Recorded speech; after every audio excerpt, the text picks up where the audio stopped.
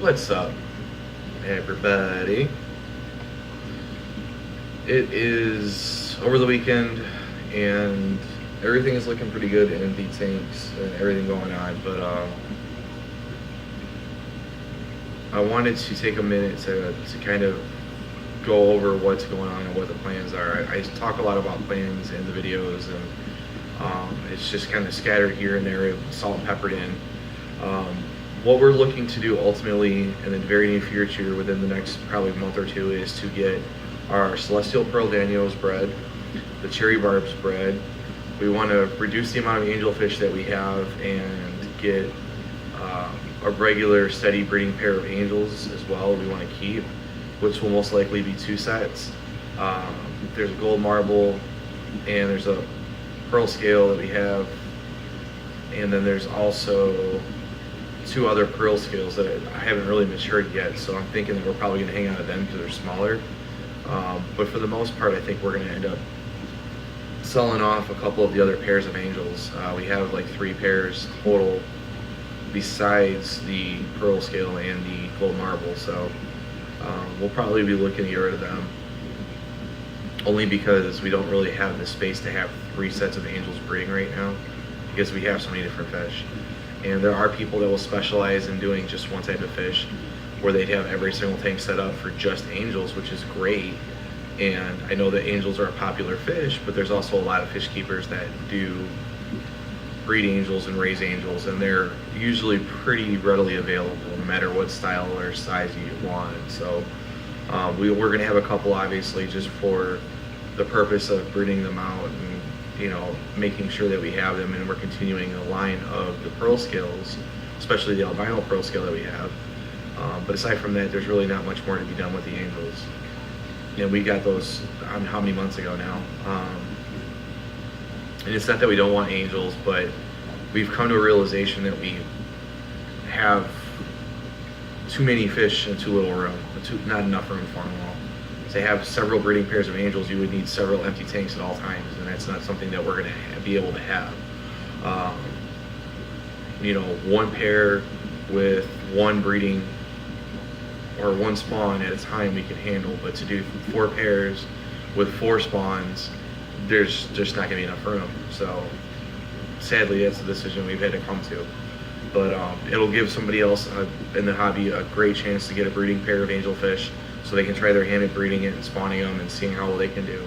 So on the upside, it is going to help go towards somebody that's new to the hobby and does want to try it out, or that has been breeding successfully other varieties of fish, but haven't done angels yet. So that would work out well. And again, that's kind of what we're in it to do anyways. We're looking to expand the hobby and give people opportunities they may not normally have, because a breeding pair of angels, especially the pearl scale, are quite expensive. And it's worth it to pay it because it's a life, but at the same time, not everybody can afford that. And if it allows one person to get in, for a cheaper price than normal, and it allows them to continue in the hobby, or get started in the hobby, or experience what we experience and fall in love with the hobby, then it's worth it. It's absolutely worth it to give them much less than we would normally give for them, simply because it's going to help keep the hobby alive.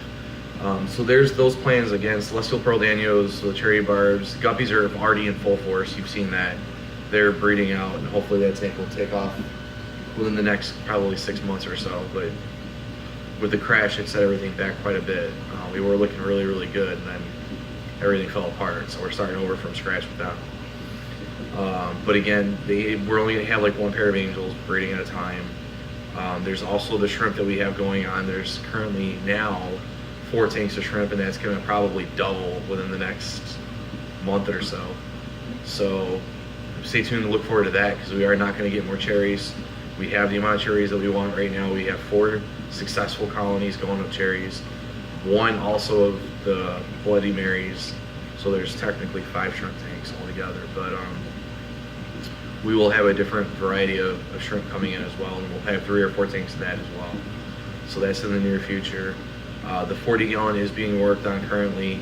It is cycling. Once it's cycled, we're going to put sand substrate in there, and then only one other item. So there's another hint if you've been watching the series. and you're watching the channel, there's only going to be sand and one other item in there, and we're going to hopefully fill that up within the next month or so. It may take 2 months depending, because what I want to get isn't readily available everywhere, so it'll be a little more difficult to find, I think, but it's worth it. So we'll have that going as well.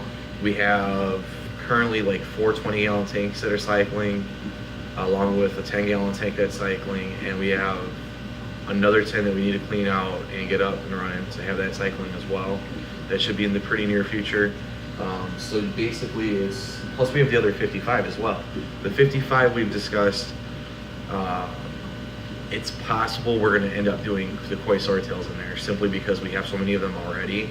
And once they fully grow, we'll have a couple of tanks of them and then use the 55 for a grow out. So we don't have to worry about constraints and, you know, how many fish are going in there. And we'll have 2 or 3 tanks of koi swordtails, as well as a fry tank for them, which you've already seen.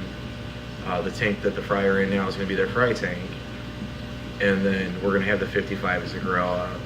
So that's going to happen as well as soon as these guys get a little bit bigger and that 55 is actually cycled all the way. So we got that going to happen soon too. And then on top of that, I'm looking around because I'm trying to remember everything.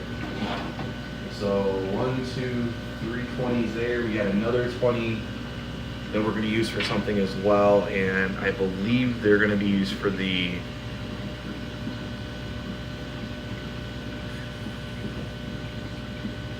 I don't remember now.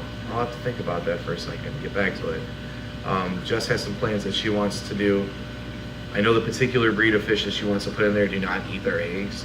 So if they get into a environment where they're alone, then there's no issues. Oh, the white clouds.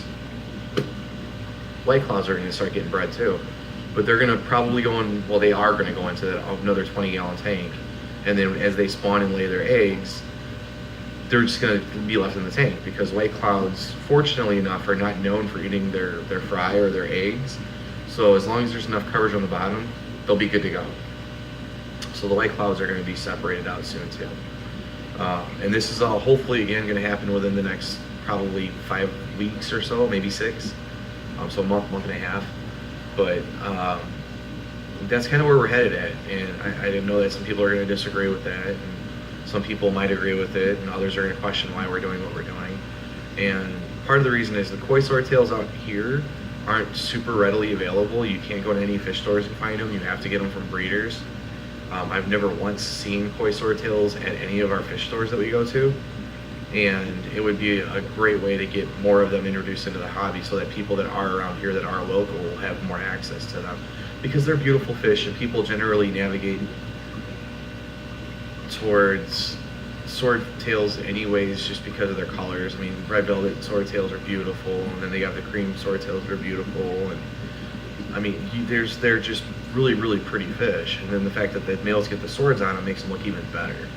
So people generally tend to like migrate towards them and want to pick them up. So what better way to help out the community and the hobby other than breeding them in the quantity that we breed them in, and then getting them out to as many of the fish stores that we can, so that people have an opportunity to purchase them. And even if they don't breed them, they have the opportunity to own them, which I think is only right in our area, because like I said, they're not readily available anywhere out here.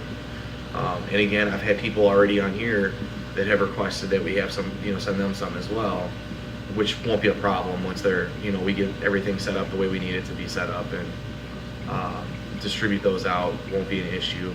We'll talk about pricing and everything, and shipping obviously is going to be about $8 for standard flat rate box, roughly, depending on what exactly we have to entail into that, but it should be right around $8, I think.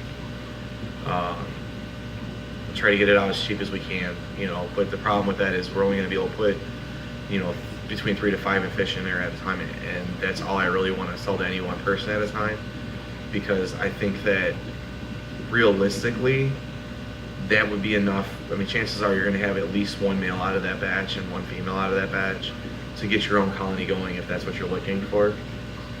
And because we're still newer to the hobby, well, not newer to the hobby. I said that backwards, but we're still newer to the breeding side of things, and both of us have bred fish throughout our lives, but we haven't actually set up a system this large to breed, and we have the experience to do it, but it takes a lot of time and a lot of effort. And Jess works full time. I'm not currently working at the moment per se, but I am focusing a lot of attention on here, and I'm also making a career change, so I'm in school for that, which is kind of taking up a lot of time too. So if you notice the videos are getting a little bit later and later, it's because I'm trying to get all my school stuff done, and then on top of that, make sure the fish are taken care of, and still get work around the house done. So it's a pretty busy schedule, even though I'm not technically working at the moment. And there's going to be some people that are going to give me static over that, and that's fine. And normally I don't talk about anything that's going on, but I had an injury that happened, and I'm currently trying to recover from that. The doctors still aren't entirely sure. It's nerve damage related, and I've been going through all that stuff too. So right now I can't do what my normal field is because I can't be on my feet for extended periods of time. I can't lift anything that's real heavy. Otherwise I start having spasms in my back, and my back locks up, and it's not pretty. So I had to take a step away from the current profession that I was used to, and when life gives you lemons, you make lemonade out of it. So I went back, and I am going to change careers at my age, which is crazy to think about, but I'm going to into a profession that I can actually perform in the state that I'm in. So just a little background information. And like I said, I don't like to dwell on it. I don't like to bring it up. I'm not looking for sympathy or a pity party. I don't care about that. I still do what needs to be done, and we're doing this as well, and this is because this is something we love to do. But she's working full time. I'm going to be back to working full time relatively soon in a completely different career. And it's hard to find time to do all these things, to juggle as much as we do and wear so many hats at once. But there will be videos every day, no matter what it takes. Even if it comes out at 11 o'clock at night, I will release the video. I just want to give you guys a heads up why my release of the videos, the times aren't always like consistent. We bounce around a lot, and sometimes I can record 2 or 3 videos in one day, and I'll have like an off day, and I can manage to get everything edited for the next day, and then I can have a video for the next few days. And sometimes I'm scrambling around at the last minute, like you see on Memorial Day, trying to get a video thrown together and throw it up. So, I mean, it's the good with the bad, right? So if anything is suffering because of that, I apologize. And if you'd like more consistent times, again, I apologize there. I'm doing the best that I can with everything that's going on. But I do promise I will bring you daily content. So my timing might be a little bit off, and I know that some of our friends across the pond are up at this time, up later at night. So when I release a video, they get to be the first ones to watch it. And other times I release one super early in the morning so that the people in the United States here have the ability to watch it first. So it's kind of going back and forth. But I am trying to appeal to both audiences as well, because it's not just the United States that watches us. We have quite a few people that are over the pond, as they say, and I want to make sure that I'm trying to be fair to everybody. So that's part of it, but in reality too, it's like I said, there's times I have to scramble around and make a video at the last minute, and it's like, let's get this done, let's try to rush through editing and throw it up, and pray for the best that it's a good video. And if you guys disagree, let me know, and I'll do what I can to improve it. But that's kind of what's going on, and again, it's also future plans with the channel too, developing the channel as well. So if you guys have any questions, comments, or concerns, as always, drop them in that box below. If you have any suggestions, please let us know. We are always open to suggestions. Do us a favor, like, subscribe, and share. Let's get this video out to as many people as possible. And as always, happy fish keeping.